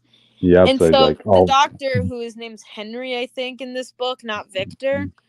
I don't mhm, remember. It does not matter. The doctor. We're gonna mhm, call him the doctor because I don't know why they mhm, changed all the names around. But besides the point. So he's pissed off. He's like, "You brought me the wrong brain, you imbecile." And so Fritz is like, "Oh, I'm sorry. The other brain, it was gone. Not mhm. actually telling him the full truth." And so the doctor's like, no matter, whatever. This will have to do. Despite your incompetence, we'll persevere. After Mhm. all, it's only a piece of dead tissue. And you have to say tissue, not tissue, because remember, get your facts straight. Any No. whoosies. So the doctor carefully puts hooks the brain up to the body, and it's alive. Woo! I feel like, yeah. You have to scream that out every time. But my roommate probably went to bed, so I don't want to be too loud. So Gotcha, Anyway, gotcha. so basically we cut over to when the creature was first brought back to life. Oh my god, why do you keep showing me? Sorry, I have like YouTube ambiance music playing on the side, but they keep showing me Mhm. political ads. Regardless, so we cut over to when the doctor reveals his creation to his homies, which is like this older guy, this woman named Elizabeth, who I'm assuming he's getting married to, etc., etc., and there's like one other Yeah. guy. Don't worry about it. And so, um, basically, the older guy is like, oh my god, he's exhausted and delirious. Like, Victor, Elizabeth, please get Henry to his quarters. Hold on. Okay, hold on. Sorry about that. So basically, Elizabeth's like, Henry, what have you done? And so he's like, well, you will see. You will see. Anyways, Mhm. so But Fritz is like, no, without the doctor, and the older guy was like, and who are you anyways? Like, I don't think we've introduced. Like, and Fritz is like, I might ask you the same. So the older guy is like, I'm the doctor's old professor and mentor. Like, the other two were just encountered, or his fiance and his loyal friend Victor. You know, mhm. And Fritz is like, but I'm his assistant. Mm-hmm. I feel like I had to like over enunciate, So Yeah, he literally found me on the streets. Well, you got a problem with that, no, So, literally, it's almost what he says. Like a little yep. bit less detailed, but yes, he does say that. Mhm. Anyways, so the old guy is like, even the slightest miscalculation could have resulted in total disaster. And he has you, an uneducated, undeserving fool, to encourage this madness? Well, no matter. It's over, and I'm putting a stop to all of this. Honestly, you should have put a stop to this earlier, but Mhm. better late than never, I guess. Better late than never. Am I right? Yep. Yep. Anyways, so Fritz is like, no, no, I won't go back. And he sees the hand of the creature lift up, and he's like, you. And he grabs like this thing. And remember the kid from the first issue? Well, Yeah. he's still here. He's here and basically sees Fritz basically beat this guy's hand, like the creature's hand. And the kid's obviously like, what the fuck, man? That's my dad's hands. Why are you touching my dad's hands? Leave my dad alone. You know? And so basically, we cut over to the older guy, Henry, and Victor, I'm assuming. And well, obviously, like Fritz is here. I forgot that Victor wasn't here, but it's fine. Don't worry about it. Anyways, so Fritz is like, there's something wrong with that thing, and the older guy is like, I hesitate to agree with your subordinate, but this is very dangerous. Someone may be hurt or worse. So you must put an end to this like twisted ass experiment. And Henry, being delirious and insane, is like, enough. I thought you of all people would understand this thing that I am doing. Ooh. So the older Yep. guy's like, I hoped that you would lead away from this craziness, but I must find Elizabeth. She should not be here. And when she is gone, we will come back to this conversation because you are insane. And so Mhm. Henry is like, Fritz, like you who I found, just feeding off of whatever in the graveyard. I thought I could make you useful, but now I'm not so sure. And so Fritz is like, oh, I'm sorry, I'll behave. Like I will master the creature. Like it's like I promise. And Henry picks up a book and he's like, you are dismissed. And I'm like, Jesus Christ. So Fritz is like obviously pissed off. So he goes up. He goes up the stairs and he sees that little kid from the first issue. Remember the kid from the first issue?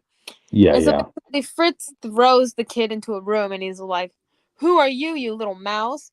Like, and so the kid, actually being a pretty smart kid for the most part, he's like, okay, that doctor's a monster and you were no better. I saw you hurting the thing, And so Fritz is like, Mhm. how dare you? How dare you? You know, this doctor is an extraordinary man, a genius. Like, oh, you're gonna go out the window? Like, I would love to see you try. Let's see how far you go before you fall to your death. And I'm like, Jesus Christ, you are Mhm. insane too, bestie. Sounds like someone else needed a brain. So. We all need a brain. Mhm. Anyway, so Fritz is like, maybe the doctor will use your pieces next. Okay, that's fucked up. This is a child. You Eesh. were making an adult man Mhm. with the mind of taught like an infant, but regardless. So Yeah. Henry calls out, Fritz, where are you? I need your assistance. And Fritz is like, I'm called by Dr. Frankenstein. I'll be back to teach you a lesson. I don't know why I decided to go with that voice, but that's the voice Yeah. I'm Yeah. going with for him. Mhm. So basically the kid is locked in the room where he was thrown in. And he tries to like open the door, but he's like, ah shit, it's locked. So you know what he does? Audience Cryptid? You want to tell the audience what this kid decides to do? What else is he supposed to do but go out the window, audience? Yeah, he Yeah. falls. Yep. But Fritz comes back and he's like, ah shit, the kid escaped. You actually did Like it. You actually tried it. Wow. he was like, that idiotic child. Mhm. Why will no one ever listen to Fritz? Why? I'll make them Mhm. listen. Why do I keep changing his voice? I don't know why. But he throws a chair out of a rage. But Right. regardless, so we cut over to where Elizabeth, Victor, and the old professor guy are. And the older guy's like, what is it, Elizabeth? And we see the kid. He survives. He's all good and dandy for the most part, you know. Maybe like a couple bruises here and there, you know. It's fine, whatever. He's fine. Don't worry about Stanley. Okay, don't worry about him. He's fine. His name's not actually Stanley. I don't know his name, but that's the name we're calling him for right now. Okay. Yep. And so Elizabeth is like, it's this place. It's Henry. It's everything. We were to be married, and now like he's married to this place and this his twisted experiment. Where is the man I fell in love with? How is it that I'm competing, that my competition is literally a corpse? Wow. An Where's the amalgamation tension? of multiple corpses. Like, Wow. and so That's the older guy, the professor, is like, okay, Victor, you get Elizabeth home. This is no place for her. Like, I am gonna try my best to convince Henry that this is fucked. Because guess what? Guess what, Cryptid? It's fucked. what This is fucked. it is. Like, don't get me wrong. When I read Christopher Chaos, I am in love with Adam, but that's still fucked. Yeah. Still fucked. No matter how well spoken you are, you were still made out of a whole bunch of corpses, bestie. Like, yeah. Anyways, so we see Fritz walk down with like a torch, you know, and he goes into the room where the creature is, who is all chained up, and he's like, "That's enough, you. You're not worthy of a name. I'm not afraid of a monster. You will obey me. I am your master." And so we get some narration bubble. That's like burns. It burns, you know, because remember from earlier, with that other guy. So that's why he has a fear of fire. Which, if anyone was curious, anyways, so the creature is like, "Fuck you," you know, and he basically grabs Fritz and basically gets the chain that he is chained with and basically breaks his neck and kills him. Honestly, can I be honest with you, Cryptid, about something? Go ahead. That's valid. I would have done the same thing if I was him. Yeah. You know, I personally would have done the same thing. Would you have done the same thing? Of course, anybody. Hey, if you're putting a chain on anybody, you're pretty much asking for that at that point, you know? Exactly. You get it. Anyway, so yeah, Fritz is dead. He is being hung by the chains. And so Henry and the professor come in, and they're like, "Oh my god." And so basically we cut over to this carriage where Elizabeth and Victor are. And Victor's like, "We're almost home, Elizabeth. I promise everything will be fine." And Elizabeth, she's like kind of going through it. And she's like, "Oh, my darling Henry." And we see that the kid, who we're calling Stanley for right now, I don't remember if he was ever given a name, but his name's Stanley for right now. He's sitting in the back of this horse-drawn carriage. And he's pissed off. He is pissed the fuck off. I mean, valid, to be honest with you. And so basically the last words are, "What have you become?" Because realistically, the doctor, you know, the doctor, regardless if it's Victor Frankenstein or in this case Henry, you're insane. You are the monster in this situation, you know? I feel like we can all like agree on that. Yep. I read Christopher Chaos issue 7 and 8. I know. I love those 2 issues. I'm sorry. I know we're getting off topic, but it's No, so it's part of the good. same. It's part of the same cloth as this, you know. So It's the general vibe, just a little bit different. One was a little bit more, I guess, romantic in sense, like the vibe of it. This is more horror. This is more on the horror end. That's more of the like the gothic romance end, if that makes any sense. But obviously we got some fan letters and like a sneak peek on this one alien comic. It's not actually like Alien that you think of. It's like different aliens, but yeah. Anyway, so the next issue is called The Heart of a Lover. So we can assume that the next issue is talking about how the creature got his heart. So October 23rd, besties, just in time for Halloween. Yay! So anyways, what was your thoughts on this issue, Cryptid? I thought it was nice. I like the fact that they're giving like lore to each body part of Frankenstein. You know, to go as far as to give you an explanation as to why Frankenstein fears fire of all things. I mean, you know, realistically, I like, even if we didn't get that explanation, his fear of fire is still like valid because that's like a primordial fear. if you really think about it. Mm-hmm. That is So true. Gotcha. And I like the kid. Oh, the kid in this book too. He's like, "Oh, I'm sticking here until I get my daddy's hands back." Like, I want justice for my padre, Yep. and you are not gonna stop me. That's true. That's true. So, alright then. Any final thoughts before we move on to the last topic of the night, which? I hope the Wolfman is next for whoever's getting the story next, but I'm down for either him or anyone else next. I want to be the. I want to see the artist who gets tasked with drawing the Invisible Man. Oh hell yeah! Hell yeah! Easiest gig of his life, man. He'll just So, have to draw glasses and maybe like some clothes. there you go. There you go. But alright then. That's Jake's signal for us moving on to the last book. So My allergies, all right. okay. But yeah. So we're continuing our Metro Nui tour in Bionicle City of Legends. We are still in the Morzabak section of the story. For those who weren't with us or have forgotten, this is the story of the Toa Metru, 1,000 years before the story of the Toa Mata. We are in the city of Metro Nui, where 6 Matoran have been given the powers of the Toa and are now searching for 6 great discs scattered throughout the island that, in theory, should be able to kill the Morzabak, eldritch creature that lives underneath Metro Nui. They're trying to pull it down. Their quest started with them looking for 6 Matoran who allegedly knew where the discs were. This was all according to Vakama's visions, much to the annoyance of Anua, who thought that was a stupid idea. But they have found all 6 Matoran. They have gathered them together, and they believe that one of them is a traitor to their city. Wow. Shook.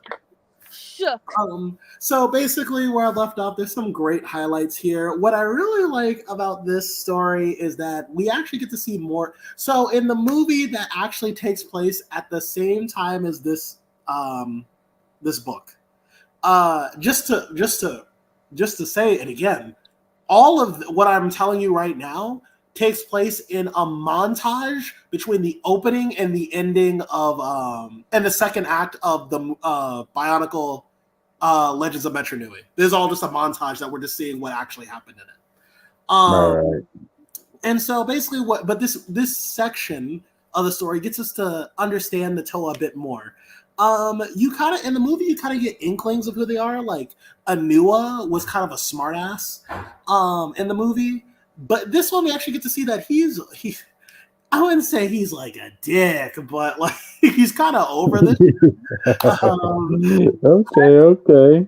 And so he is the main, because the only reason the Toa are going on this plan is because, by the way, the Toa have never met each other. This is the first day they've met each other. And the only reason they're doing this is because Vakama, the Toa of Fire, had a vision. And he said, well, guys, I don't know. I had a vision saying that we should do this. And Anu was like, oh, so we're listening to the crazy guy. That's how we're getting our plans now. Okay, whatever. So he's been complying with Vakama's visions, but if you ask Anua, there will be delusions. But he is not happy about it, and I really like seeing more of this character. Because in the third movie, especially, he kind of gets nothing to do. I think another character that really shines from the book adaptation is Matau, who is a major character in the third movie. And in this movie, in the movie adaptation of this book, he is the jokester, the lighthearted one, the comic relief. But I didn't like actually seeing his inner thoughts. And he is a Matoran turned Toa, and he is proud of it. He's everywhere he goes. He's like, now he's thinking to himself like, listen, I gotta stop thinking like a Matoran. I'm a Toa now. I'm a Toa hero. I got the looks. I got the weapons. I got the powers. I gotta start in my shit. Like, you know what I mean? Like he's like. Yeah. Don't try so hard to overcompensate for something, man. Just saying, you know. But I like how the Matoran treat him. The Matoran all know it's Matau. So Matau shows up and they're like, oh, hey, Matau, how's it going? What's with the new body? And he's like, I'm a Toa. And they're like, yeah, nice prank, bro. Like, seriously, what's going on? You're like, you a Toa? But I did like how we do get to see that even though he is like, reckless and like he kind of rushes into things without thinking, he is good at that. He is good at adapting to situations on the fly, and we do see that he is worthy of the Toa name. And I like that the more he uses his powers and the more he understands the responsibility of being a Toa, the more ready he is for that challenge. I really did appreciate that. Another Toa who got some appreciation was Toa Nuju, who's on screen right now, the Toa of Ice. They kind of allude to his character in the movie because everyone kind of gets a rundown of their characters in that movie. But in the book, we get a more explanation of him. Toa Nuju is a Ko-Matoran, and they are the astrologists. They study the stars for prophecies and destinies and all that stuff. And so he's a thinker. He's one of the best. He's good at what he does. And we see how his ability to think of consequences before they happens helps him as a Toa. Another thing I like too, and this is the case with all the chapters of the individual Toa, we get to see Metro Nui more fleshed out. One of the things I liked about Kometru is that they have these knowledge towers, and these towers hold a bunch of like data and stuff like this. And how do they make these towers? Well, it's very simple. They get a tiny crystal, and they get to the tallest peak, and then they throw the crystal in the air, and then from when the crystal lands close enough to the ground, a giant tower grows out of it. And I thought that was like a cool tidbit there, a cool little information there. And you can actually see this happen if you look up the Toa Nuju commercial on YouTube. You get to see that as well. I did like how for the lay Matorans, the air Matorans, they're the testers. So they're the ones who make the city chutes that Matoran use to get around the city quickly. And I like how we got a little bit more about the Baki in this too. The Baki are the secret police of Metro Nui. Basically, they are in charge of enforcing the laws when the Toas aren't around. And they kind of have this creepy vibe too, because they talk about one time there's this area where the Baki go with the Matoran, and they never come back. Basically, well, Baki come back, but the Matoran do not. It's like, what happened there? But yeah, all of this stuff I was enjoying, and then the book did something that I enjoyed even more, because this is a problem I had with the Matanui series. So when the Toa come together and they come up with a plan, now that they have all the Matoran together that they were looking for, now it's time to look for the disc. But instead of doing this individually, they're going to split up into groups of 2, which is great because this means we get to see the Toa actually develop their relationships quicker than how a Matanui book would have handled it. So we get to see Vakama and Anua team up together, which never happened in the movie. We never got to see that in the movie or in the third movie as well. And Anua makes it very clear he does not like Vakama at all. He takes any chance he gets to give like slight jabs at him, like, oh, look, we have to listen to the dumb fire spitter who's staying too close to the melting pits. And Vakama is me in the situation because he's thinking to himself, he's like, man, I really want to snap at this dude, but like, I know that if I do that, I'm just gonna make the situation worse. So I might as well just like hold it in, basically. And even when Vakama saves Anua's life, Anua's like, I could have done that though. Somehow I could have figured out how to save myself. And Vakama's like, sure, man, whatever. And I did. So I like their bickering relationship. It really fleshed them out in a way that I didn't know it was like that when I watched the movie. The last chapter I left on is in chapter 15. And we also got a team up between Nuju and Wenua, the Toa of Earth.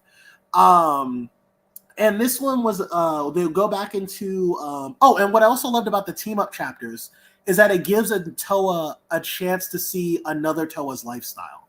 So Anua, when he's with Vakama in Tametru, he gets to see like the the melting pits for the first time, which doesn't mean anything to him.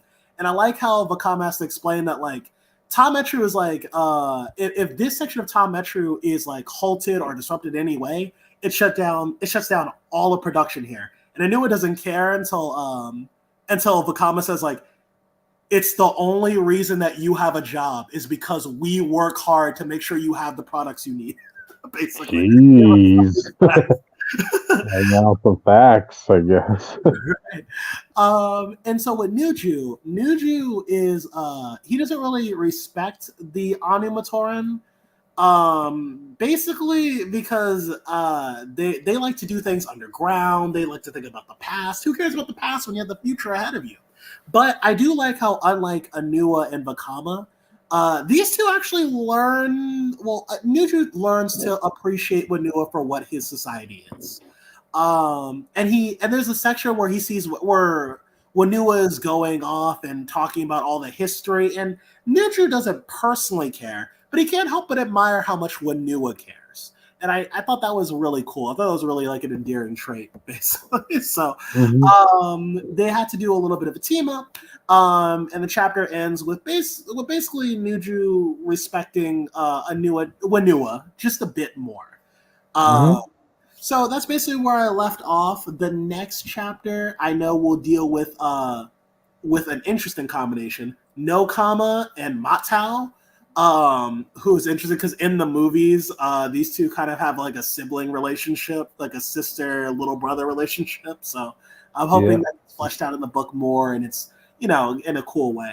And we also get more. Lastly, we get more on Nadiki, who is the villain for this section of the story, and the side villain for the rest of the movie. Nadiki is lurking in the shadows and starting to make his play. He actually does attack Vakama and Anua and actually does manage to defeat them with a sneak attack.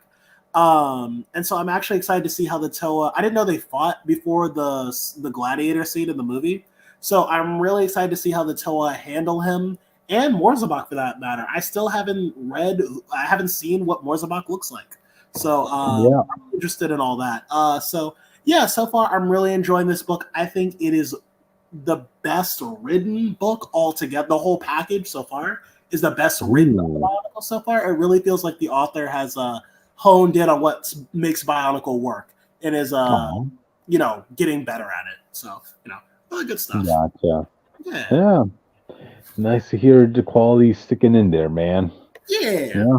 So once again, this is all on Crosswired Geeks, the Biological Chronicle, and you can read all, I think, 10 books if you want for yourself. It's all for free, so go ahead, give it a shot. Gotcha. Alrighty then. With that, audience, we got through all the books of the week. So, alrighty then. You guys ready to close it out? Yeah. Thank you, audience, for joining us. And if you follow any other X people online, I will be guesting on a podcast tomorrow, on a different podcast that isn't ours. So stay tuned for that. Gotcha. Tomorrow. It's pretty late, but you guys are used to that by now. Right. Gotcha. So it'll start at 8 p.m. my time for recording. I don't know how they personally do it, but it's all good. Gotcha. But we'll see you later. We'll see you guys next week. Yeah. Definitely so. Talk to y'all later. Bye. Bye.